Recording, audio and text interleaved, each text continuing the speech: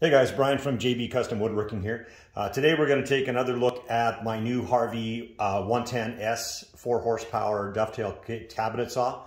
And today we're going to focus on the dust collecting and the riving knife.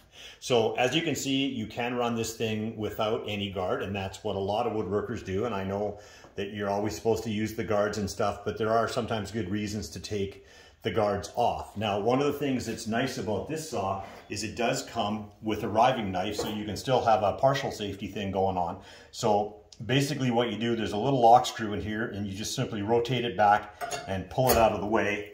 Then you push the riving knife down into place, give this a quick turn with your finger, and now the riving knife is attached to the arbor. And the nice thing about a riving knife is that it moves up and down with the saw blade. So it's always at the right height and it's always at the right diameter. Now the other thing you can do if you don't like the riving knife, you can simply pull that off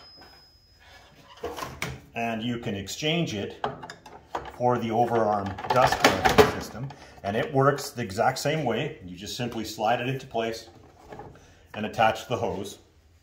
Now with this one, this is kind of neat because each one of these sides moves independently of the other.